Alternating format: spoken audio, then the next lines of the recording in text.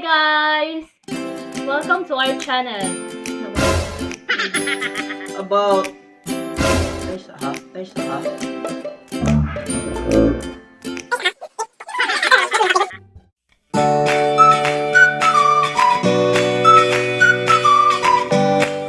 Today we will talk about gestalt psychology.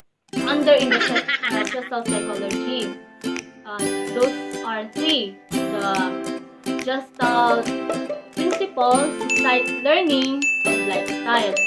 Under the gestalt psychology. First, what is gestalt psychology?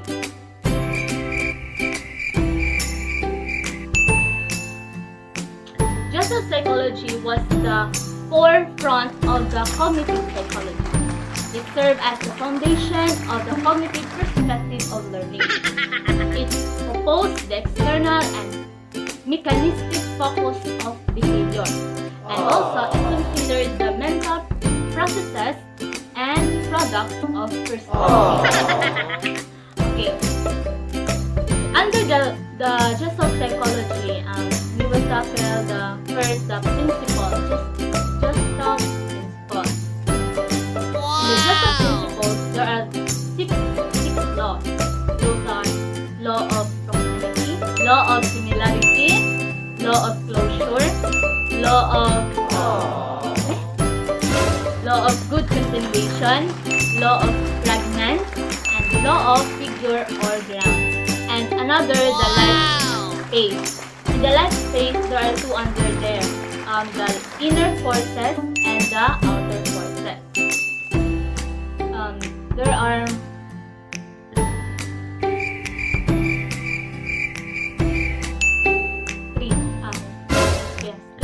three proponents of gestalt psychology. These are Max Wertheimer,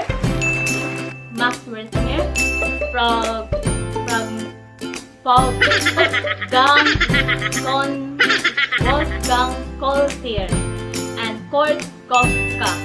Okay.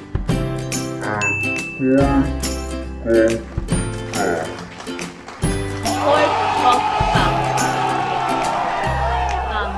So, who is Max Wertheimer? Okay, itag lang ko natin guys. Woo! Okay, the German psychologist and was the originator of the Gestalt psychology. He was also the founder of the Gestalt psychology. And he was born on April 15, 1880 and died on October 12, 1943. Pila kayo edad? Wow! Kamu ni bahala. Okay guys. Another, the second proponent is the Wolfgang Koltier. Wolfgang Koltier was also the German psychology and a figure in the development of Gestalt psychology, which seeks to understand learning, perception, and other components of mental life as constructed wholes in a constructed whole. And he was also born on January 21, 1887 and died June 11, 1967. And the third is Kurt Kofka. Okay. Kurt Kofka, who helped establish the theories of Gestalt psychology. He was born on March 1886 and died on November 22, 1941. And he, at the age of 58, he died. Okay guys, let's proceed to our discussion. And bang!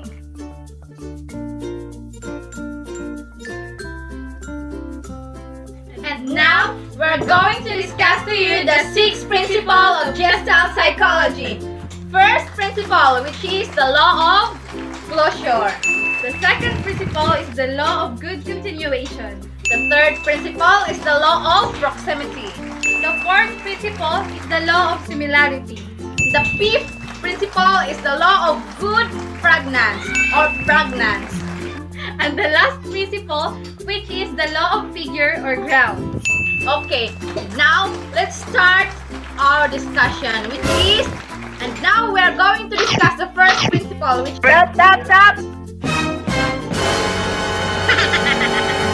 the first principle, which is the law of good continuation. Okay, what is law of good continuation? And now, law of good continuation means that figure with edges that are smooth are more likely seen as continue than edges that have abrupt or sharp angles. Okay, here is the example. Take a look with it figure. Okay. Like this. Okay. Okay. Wait.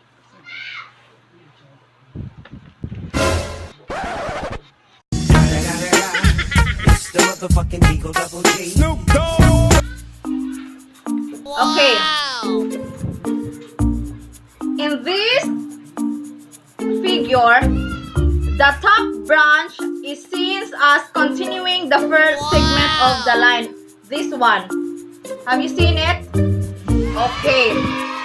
This allows us to see things as flowing smoothly without breaking lines up into multiple parts. Okay. In these lines, by these lines, you can continue without breaking the lines, because have you seen when you see it that it continuing or continues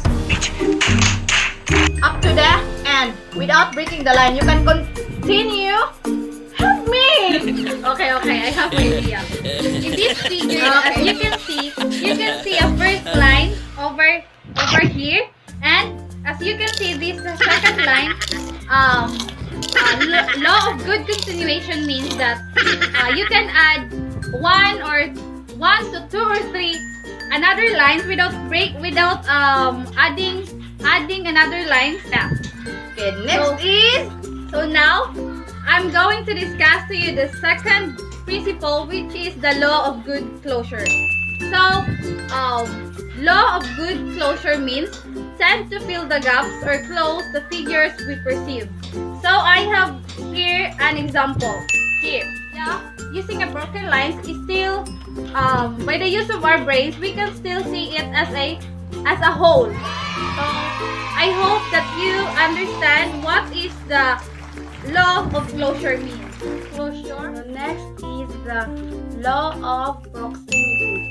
So when we say law of proximity, it is the elements that are close together will be perceived as a coherent together. So I have here an example of law of proximity. So in this figure, in this side, there appears 3 columns. In this side, it appears 3 horizontal rows. So as you can see, this is an example. Then it is all about law of proximity. So let's proceed to the fourth law of law of similarity. What is law of similarity? So similarity, also known as invariance, or it is the human eye tends to build a relationship between similar elements with a design. So I have here an example. As what you see, there's a triangle here inside, and there's the circles. Then there seems to be a triangle in the square, right? So as what you see, So, Colors and and size. and that's all about law of similarity. So I am going to discuss about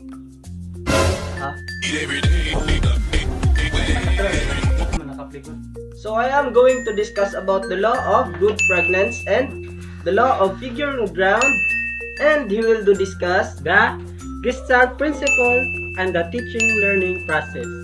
So the law of pregnancy is like expectations versus reality. Why? Let's look at this example. So as you can see, this is an image of a lion, right? So if we rotate this picture or image, you can see different picture. So what can you see now? It's a rabbit, right?